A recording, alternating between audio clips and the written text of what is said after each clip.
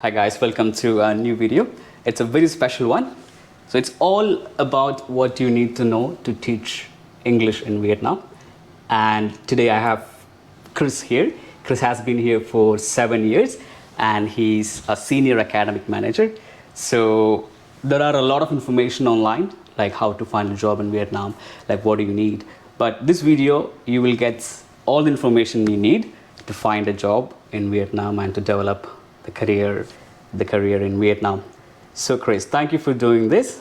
It's my pleasure. And my first question is, well, let's say somebody who is not in Vietnam and they really want to come here, they really want to find a job in Vietnam, an English teaching job. So how can they find a job? Like, let's say, should they go online or should they go to a teaching, like a classifieds website or Glassdoor? Like, how do they find a job here? To start, you want to look into getting a teaching certificate. Okay. All right. That can either be done back home, so back in the initial country, or it can be done in Vietnam. Right. Obviously, it's cheaper to do it back home. It's a bit more expensive to do it here. Yeah, but your best options are like an in-class TEFL. Yeah. Online TEFLs will get you some jobs, but not all. Not a good ones. All right, yeah, not the good ones, exactly. So not jobs that offer the security of other jobs. Yeah, so you want an in-class TEFL, meaning you sit in a class. Yeah. You study how to teach, and you get to teach yourself while your peers observe you and give you feedback, and you do the same. So. Best one of these is a CELTA. Yes. Yeah. That's like the best. Yeah. Like if you get a CELTA, that's it. You're set. Right. You're right. Right. Like you'll always be picked over anybody who does not have a CELTA. It's like an. That's like the top class. Yes. So you have that. You shouldn't have a problem getting into any language center in Vietnam. Okay. So let's say that the candidate got a CELTA. And then what are the other requirements for a job in Vietnam? So yeah, this is where you can just look it up online. You need obviously your BA. Yeah. Get it notarized back home. Just make it easier for yourself. Yeah. So it has to be notarized at like a Vietnamese embassy back home country, or it has to be in your embassy in Vietnam. Right. All right. Right. And what about diploma? It will depend. Like it's a weird one. It's risky because sometimes it's not a problem, but if they want to make it a problem, they can very easily say this is not a BA. All right. Right. Agents will take advantage of it if they want to get your papers done. They're like, oh, you need to pay a bit more. And again, don't risk it because they can also say, sorry, we can't. It's not a degree. Yeah. A bit more money isn't usually your biggest problem. It's we can't. And then you're like, what do you mean I can't? But like, and it can happen not the first year, not the second year. It can happen just at random time. Yeah. Also, for the best companies, a BA is the safest option. I mean, the best thing you can have is an MA. Master. A master's. Not in English, just in pedagogy, like teaching children. All right, something in the education field. Yeah. That's where the money is. That's what if you have that, but obviously you're in. Like you can either start working towards it, but it's a 3-4 year degree, or Delta, probably. That's like higher level. No. So it's like technically, again, like if we're talking top tier, you get to work at international schools. Yeah. All right. A very nice working environment, like a 9-to-5 job. Yeah. Weekends off. Holidays off. You know, like you get semesters. You know, and like summer semester you still get paid, but you don't really have to because the school's off. Yes. You don't get that with language schools. Okay. Okay. Yeah. Now, the best language schools will always take you with a CELTA. That's like we said, that's the best teaching certificate you can get. Yes. But I'm saying if if we are talking top tier lifestyle in Vietnam plus teaching in a nice teaching environment, then doing it with international schools. And having studied to do it in international schools makes it really nice. Yeah.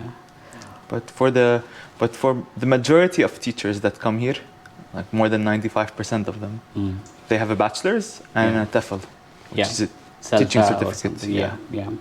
So for those of who have this qualification like BA and let's say CELTA, and they want to go extra mile of maybe landing a better job in the future, what other qualifications can they try? So anything from International House or from Cambridge. So you can, it can be you can get the IHCYLT, which is basically the CELTA for younger learners. Real nice course, but it requires you to already have the CELTA. I mean, it's one of the requirements to take the course. You should have already done the CELTA and taught a bit. Not like fresh off your CELTA, you can just jump into an IHCYLT. Because it's a bit more intensive. And it's basically just applying everything you studied in the CELTA to younger learners and their own characteristics. Cool. Okay, so let's go deep a little bit into the management side. So you got an application, right? Right. And what makes you choose this applicant for an interview? Like, how would you choose if you could share some of those management secrets? I mean, like you get the CV. It's technically the same for like all jobs you're applying to. There are some specific things to English teaching, but like for the general stuff, it's like if the CV has like 2 months at each center before like the person quits and then tries somewhere else for like 2 months and then quits. And it's like at some point the centers aren't the problem, like this teacher that's a red flag, definitely. Just doesn't last long. All right, so that's one of the red flags. Other red flag is like just a bunch of spelling mistakes. Like where like it's completely butchered. Then that's another no. See, but again, both these apply to all jobs. Now, what applies a bit more to English teaching, it's like if it's an online TEFL. So if it's an online TEFL, it means that you just watched a few videos, done some tests, maybe written some essays. But nobody ever fails these. True. Okay, and it's like you don't get experience inside the classroom. True. That's it. That's the main red flags. The online TEFL, like the online teaching certificate one, it's not a red flag. It's just that the company I work at doesn't hire these people. Okay. Right. So it's like, for me, it's an automatic. I'm sorry. Just can't. We can't hire you as a company. Some other places will. All right. But it's just specific to the company that I work at. All right. And the next stage, like you chose this applicant and you invited this person for an interview, in person or online. And what qualities are desirable? All right. Now, let me see. Are we talking general or English talking teaching? Like English teaching. Okay. So we don't have. Well, you could say both actually, general. What are the sexy skills? What says like, okay, this is the person, Yeah, but at the same time, again, as like, I don't assess people the same way other people assess people. Right. Okay. Right. And, But general stuff, you want somebody who is professional as a teacher. Means that like you can never be late for a class. Okay, that really damages the image of the school. All right, wastes people's time. Kids are paying for these classes, so like you can't just be late for a class. So that's one.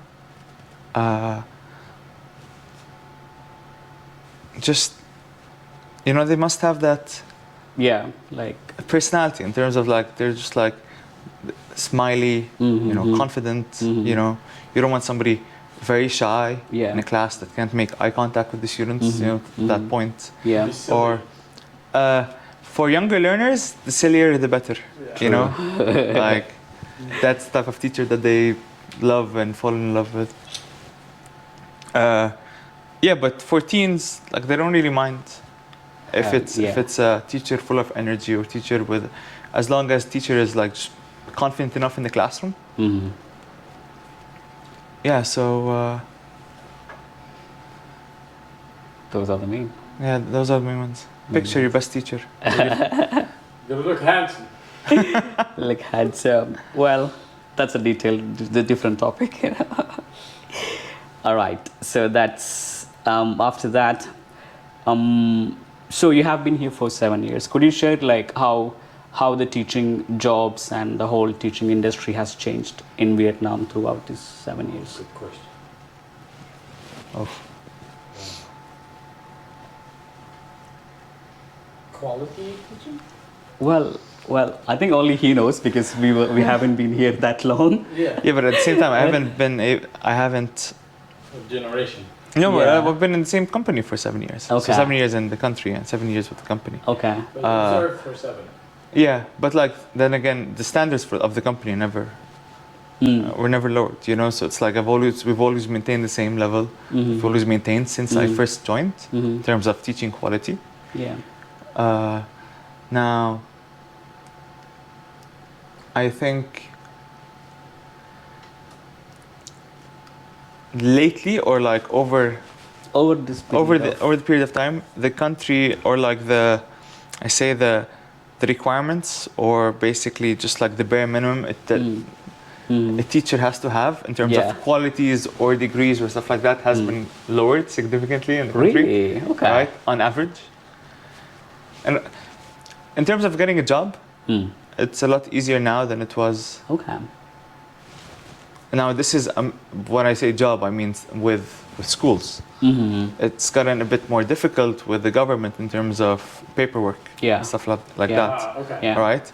But in terms of landing a job with a school, if you already have your documents, like you already have a resident card, you already have a business visa, then just getting a job with any school is really easy. Mainly because there are not that many teachers left. Yeah, now. All right. Yeah. So when the supply of teachers is low, schools become desperate. So the international schools that I was mentioning earlier, where normally you would never be able to get a job unless you have like a bachelor's in education. Yeah. Now they're taking people with CELTAs. Okay. Yeah, the requirements are a bit less now. I mean, they didn't go like anybody we find. Yeah, so like yeah. they just went, it's like if we can't get that, what is the second best thing we can ask for? True. And it's like a CELTA, people with a Delta, ICYLT. So they're looking at these people now, like now as we speak. True. So that's good for you guys. That's the corona effect. But that might change maybe like after they might normal. go back, when everything's go back to normal and becomes easier but like when is the new normal? That's gonna take a while, you know. It's gonna take a while. It's gonna be a lot of time. Okay. So this is a bit controversial question.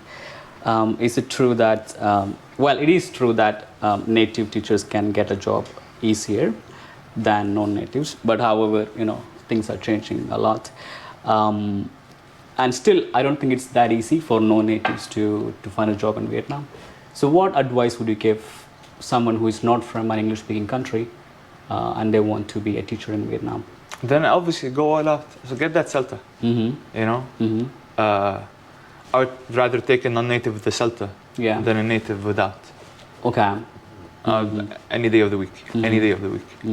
Right. So just get a good teaching certificate. Come to Vietnam. You can apply to any language center at this point. Yeah. And develop yourself. All the big, good language centers have very strong professional development programs for the teachers. Yeah. Okay. You come in as a new teacher, a year, 2 years. If you want to leave, you leave as a very experienced teacher. And then you can look at better jobs. Yeah. Okay. Yeah. With that experience, you should be able to land other gigs. And that's when, if you want to start teaching business English to like you've got different visits to different companies every day. You know, you do 2-3 hour of English teaching to the staff. Yeah, yeah. That pays a lot. Right. And it's a nice gig. Which one would you recommend if someone is focusing quite a fair share on money? Which type of job would be better? Is it international schools or things you said like teach business English or English centers? Which one would you recommend? If you're starting off, your options are limited anyway. That's true. That's true. Yeah. So you probably won't get a job in international school. Yes. Unless you know people or ace that interview, you probably will not get a job teaching business English to. That's true. To these businessmen at these companies. But like language centers will take you because they do have the people to train these new recruits. All right.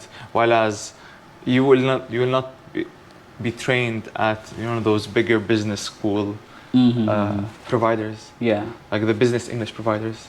True. For these companies. True. They're not gonna bring you in and train you on how to. They expect you to know how to teach. Yeah. Language centers, no, they'll go the extra effort with you. They'll go the extra mile, teach you, train you, observe you, support you. So start with English centers and then find your way up. Yes. I mean, and you don't even have to go to other companies. If you start at an English center, again, gain that experience. Yeah. Hopefully, open up your own school. Wow. Right. It's doable. I know people that have done it. Yeah, friends do. All right. Yeah. Obviously, you want it to be legal. In other words, like you will have to have a partner who's Vietnamese. It has to be in both your names. So like you do need the business partner. But yeah, once you open it, you can start small and then who knows. That's another good idea. All right. Right. Especially for those who are focusing a lot on money, Yeah.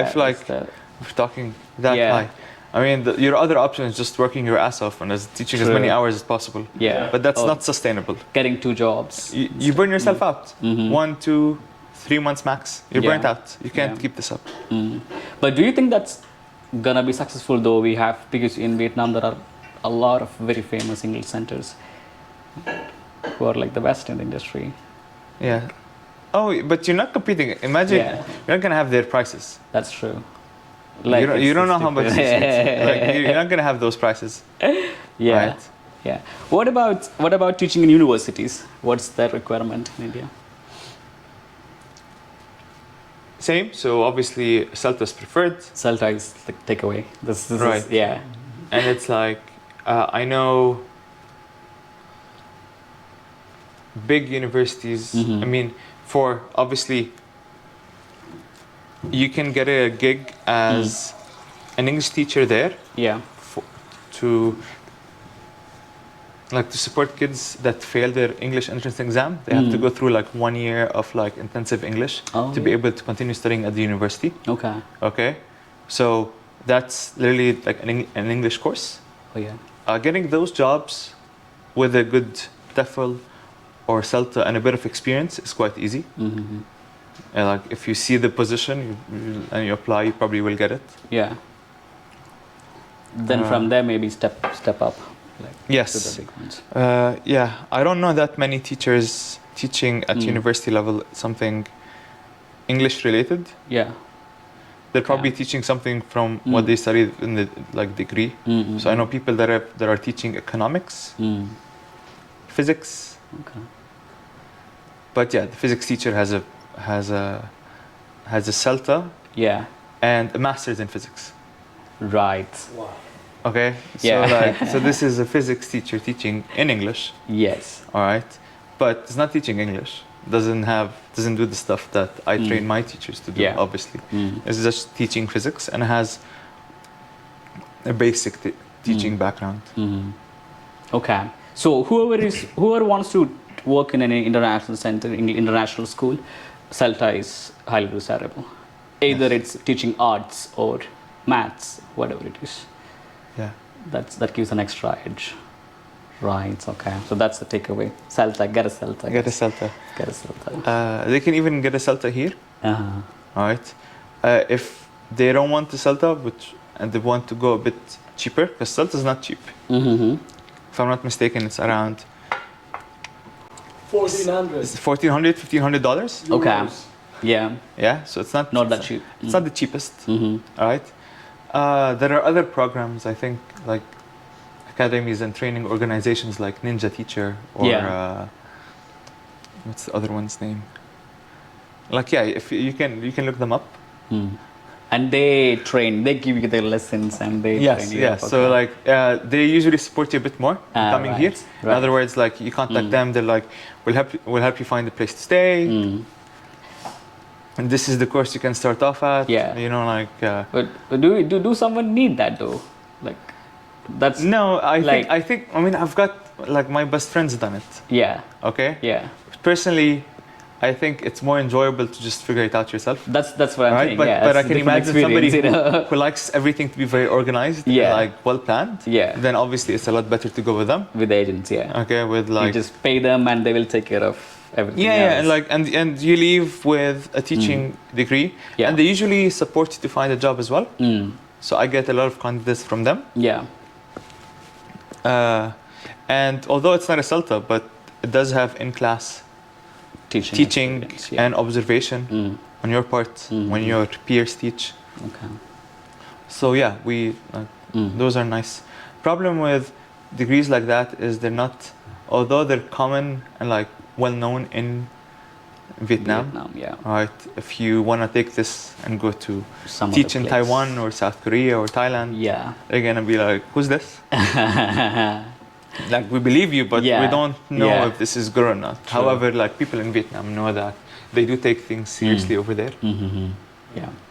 But CELTA is international, obviously. CELTA is That's- international, That yeah. takes you everywhere. Awesome. Okay, so what's happening now, though? Can teachers get in now? What are the current requirements? Let's say all this stuff going on, people cannot come on a business visa and look for a job now. So how do companies do it now? I can't give you a definitive answer. Okay. Because But general one. no, it's because the government like just says now you can, now you can't. Requirements change every day. Mm-hmm. Even my staff, when I ask, they're like, I don't know. Let us ask what's the deal today. And I'll Yeah. let you So know. it changes like every now and then. Yeah. Big ones are at some point we should be able to recruit teachers from abroad. Mm. Other schools can too.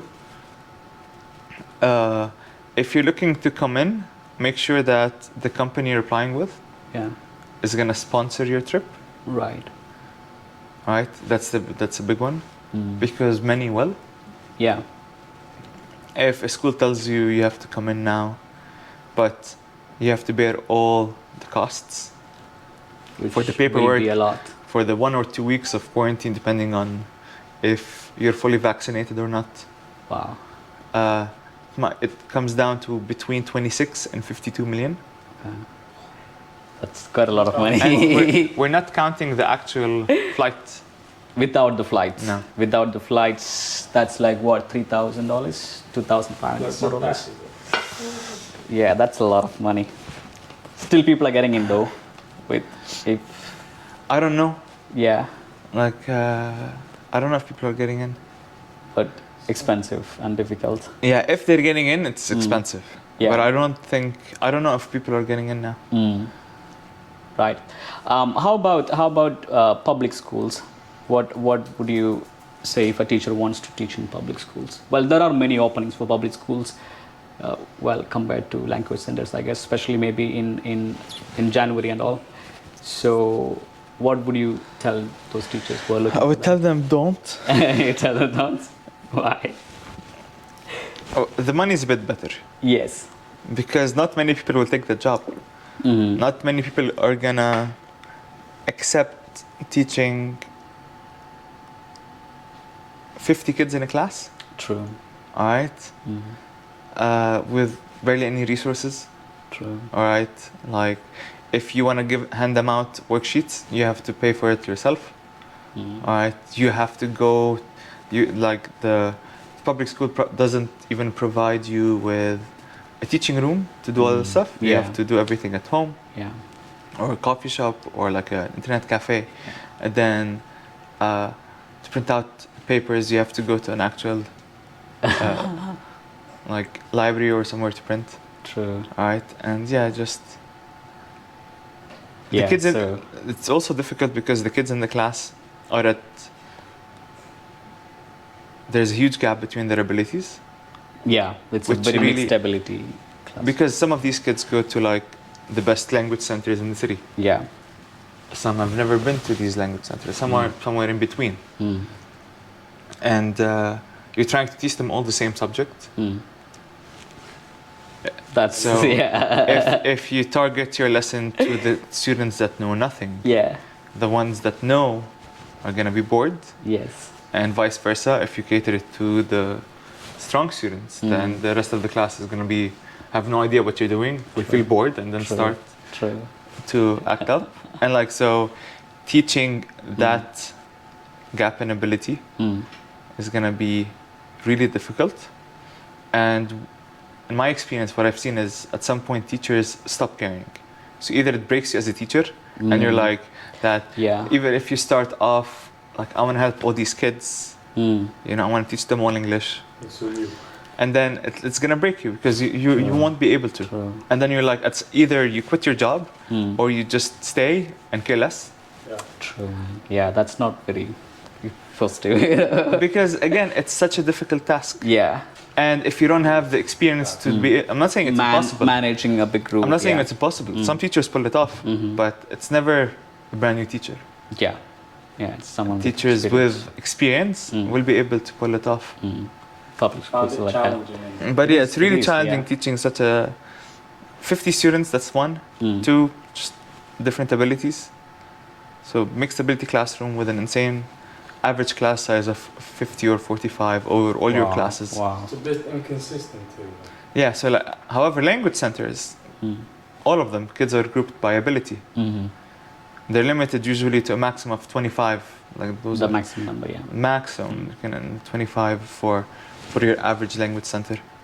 Yes. So And it's a lot more manageable, Easier. all right? way You'll be able to, easier. and they provide you with the resources, a teacher's Mm. room, stuff where you can work, AC. plan, print, aircon, yes. Yeah. Nice atmosphere, definitely. Okay. So there are some really nice public schools here. I don't want to diss all of these schools, okay? There are some really nice public schools that offer Yeah. what I mentioned. Yeah. But yeah, your average public school will not. Test the waters before you sign it up. Yeah, your average public school will not. But it's a bit more money than language centers. Yes. Yeah. Also, like maybe more holidays. Like they have 2 or 3 months summer vacation and stuff. That might not be paid. I don't know. But yeah, that's there. What about in-class challenges when it comes to Vietnamese students? What have you felt?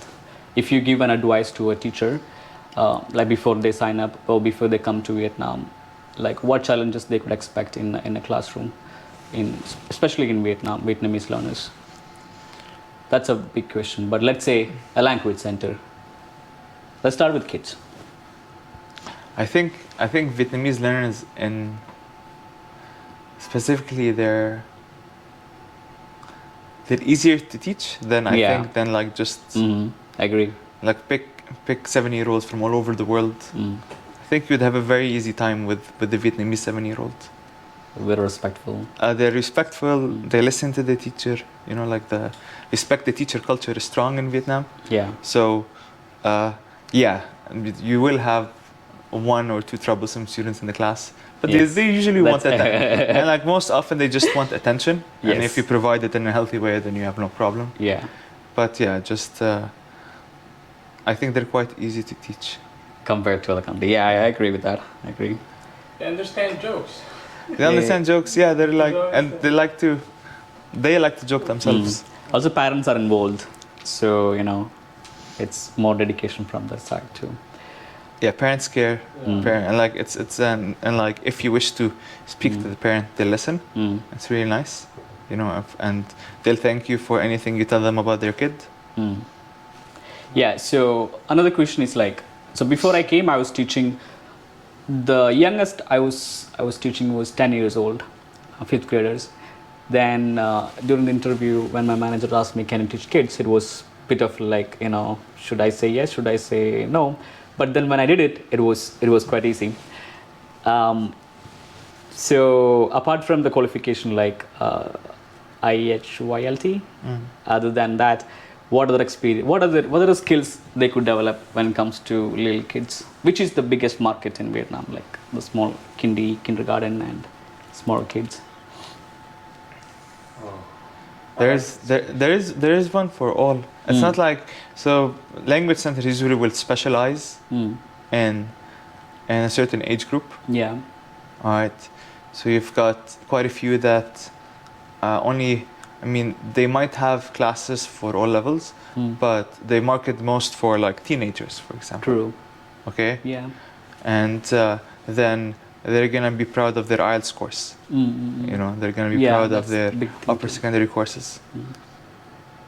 Some language centers will specialize in like younger learners, 3 to 8.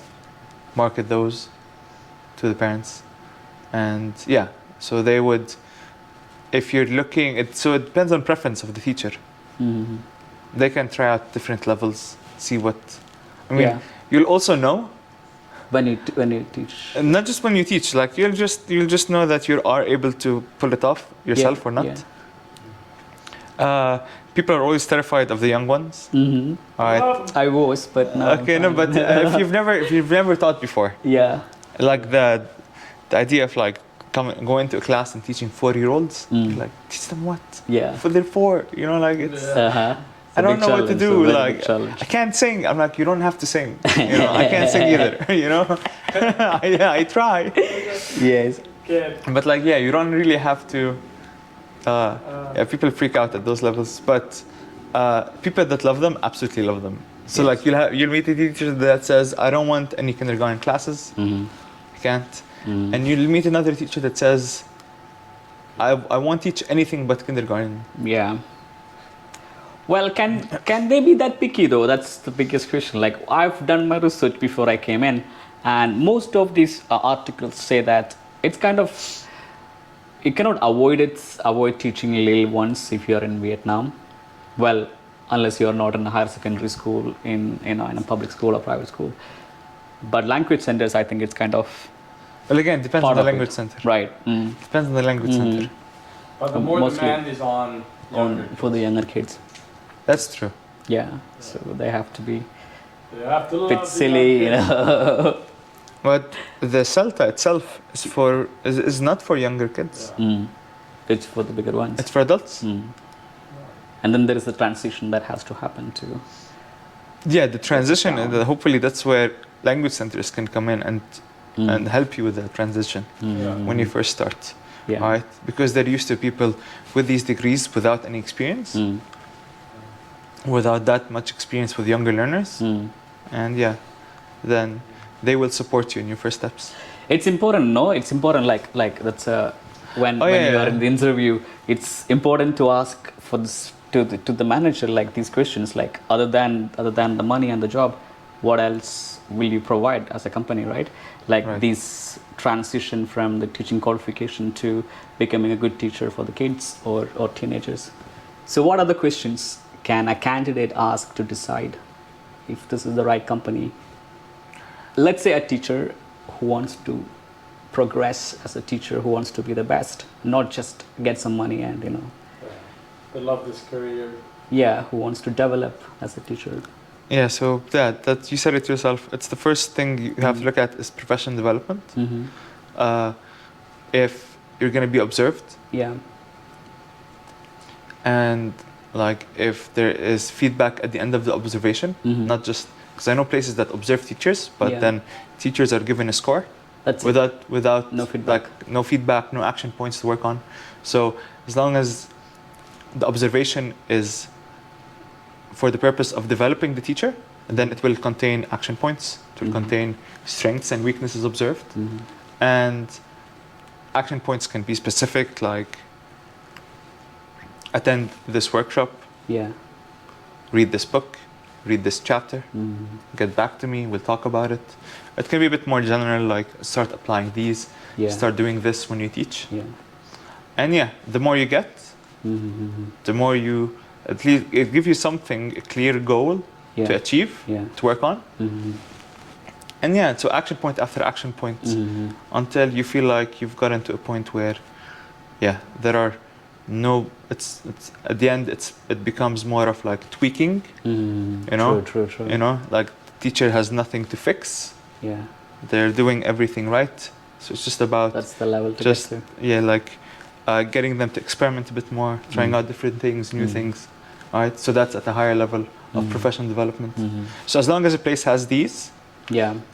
And the initial training I mentioned with the support and lesson planning and like and just in general younger learner characteristics and what to do in a class. So if you have these two, then yeah. That's the company to choose. That's the company to choose. That's all you need to just. Free. That's free. That has to be free. That should be part of the language center, and many language centers have that. Yeah. And teachers That's important too. have to, make use of that. It's nice. It's fun. That's important also. It's not. It's really important because, like, let's say you start off at public schools. You try out some things. They wouldn't work. They wouldn't observe that. Some things would work, some things would not. Yeah. But it's gonna be trial and error. Yeah. You're gonna be trying so many different things, and then just seeing what's gonna click with the students, what's gonna work. If you're in a language center, then your manager might tell you to try out 2 different things that are gonna work. Yeah. But to see which one fits you more, for example, which one Yeah. you would rather do in your classes. So it's a lot like you're directed. Yeah. You still have to do it yourself. You still have to achieve it, but at least it's a lot clearer than just trial and error. Yes. Yes. That's gonna take more time. So a teacher that teaches in language center, A good language center. a good language center, for Reputable example, one, yeah. all right, and another teacher who's taught 3-4 years at a public school might have the same like English teaching ability. True. Okay. Because the amount of public school had to try out so many things to see what works and what doesn't, while as in a shorter period of time with clear guidance, somebody in the language center is gonna get to the same level. Yeah, that's true. So I don't think public schools have that many observations or someone who would sit with you and tell you like these are the points that you have to improve. Again, and the frequency. Some centers do. Yeah. All right. Some public schools do. Some public schools do. Some public schools like hire people to do this. Okay, they might not have an academic manager on site to support the teachers, but once or twice a year, they'll get somebody to do the rounds, observe the teachers, give them feedback. Well, yeah, but that might not be enough to us to twice a year. No, I mean, and the thing is, if you need support, there's nobody to go to. True. This person shows up twice a year and gives you some advice about your teaching, all right? But like on a random Monday, you get a problem, okay? And like there's nobody, you just have to deal with it yourself. There's nobody to go to and say, I've got this problem, how should I deal with it? Yes. So in short, for those of you who are planning to come, to develop as a teacher, language centers, a reputed language center would be a great choice, or international school maybe. They have more observation and stuff. Well, for someone to begin, definitely a language center, because English schools don't really accept those. Okay. Well, let me ask this question for everybody, all the English teachers. Is there still preference for native and non-native teachers? Is there still big question of like, who is the best, or like what's like, do they have jobs, do they have a future, stuff like that? Like, as a manager, what would you say? What's your experience with that? I say it absolutely doesn't matter. Yeah. Well, it's again because like my teaching staff is a mix of both, and I have great teachers on both sides of the aisle, and I have teachers that are like still improving on also both sides of the aisle. Right. So like native or non-native, it doesn't really matter. Right. It comes to the person. Okay. It always comes down to the teacher. All right. students don't have a preference. Not at all. Uh, Some parents. most parents don't. Okay, parents that are, I mean, parents for younger kids especially, Yeah. they may look for a native speaker, mainly thinking that at a young age, and then they can be right with it as well, regarding the pronunciation that they wanna get. Yeah. But yeah. that's not really feasible, and it's proven not to work. True. Like that student needs, or like the child of these parents needs, like needs way more than what is offered by these language centers. Mm-hmm. Yeah. What do they offer? Maximum of 4 hours a week. Yeah. 4 hours a week of listening to this To this teacher, person yeah. speak is Yeah. not really gonna affect your pronunciation Mm-hmm. in any way, shape, or form. It's not gonna magically speak. Okay, it's not gonna work. I mean, but really good kindergartens, for Yeah. example, they might have somebody on site. True. All right, then yes, Yeah. then yeah, that does help. You know, True. True. yeah, but for language centers, no, It's fine. Yeah. no. Yeah. It's changing a lot actually. Yeah, I've And seen yeah. even international schools hire non-native teachers. Oh, yeah, international schools do hire non-natives. Again, and as long as they have the paperwork. The paperwork and Alright. the quality, which is All right, in terms of, again, if they have a degree in education, yeah. native or non-native, you can Yeah, it doesn't apply matter. and get a job at these Kids international don't schools. discriminate. Kids don't Either, discriminate so- at all. No. That's it. Okay. Right. So the last question: how do you think the teaching industry in Vietnam is going to change in the future? Because a lot changed last 2 years. Things moved online. Teaching is online now. And how do you see things go from here? Maybe let's say the coming 5 years. What changes do you see? More online classes. Mm-hmm. So the new Even we go back to normal. Even if you can go, I think parents have realized how convenient it is. yeah You know, yeah like traffic in Saigon absolutely sucks. yeah All right, especially during those times. Yeah, yeah. All right, It's parents still, parents have to rush home, Yeah. grab their kids, and then rush to the language center. yes Sometimes they don't have time to have lunch in between, or kids get to the center, have lunch there. All right. yeah So yeah yeah, so being able to do it from home online. will be the new Yeah, and but then again, it does depend on the current quality of online classes that students are getting now. yeah All right. if they're happy with it then they'll continue Yeah, like if the school or language center that are currently teaching online, if they're not doing a good job, and like it becomes very visible to parents too. yeah You know, if it is good parents are there. I can say most parents don't really care or don't really know, but some parents will, yeah and those parents will know if the content you're delivering as a language center or the teaching quality that's being delivered is good or not. Yeah, and then they spread the word. That's how it True, works, and then true. people listen to them because they know better. yeah But China went online before they stopped. Well, quite a long time ago yeah yeah, but they went online.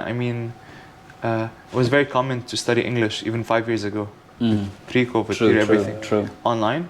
It was a huge market in China. China. It was never in Vietnam. Vietnam, they were always believed or preferred face-to-face right classes, even if there are 50 students in a class. And there's still yeah 50 face to face face-to-face. But I'm saying right now, parents might transition more to online. yeah Pretty sure so many people saw the convenience in not having to drive their kids. true, If you have kids of different age or ability, okay, so you're so yeah. If you have a 3-year-old and then like an 8-year-old, they study Yeah. at different times. true Like you just end up driving them from.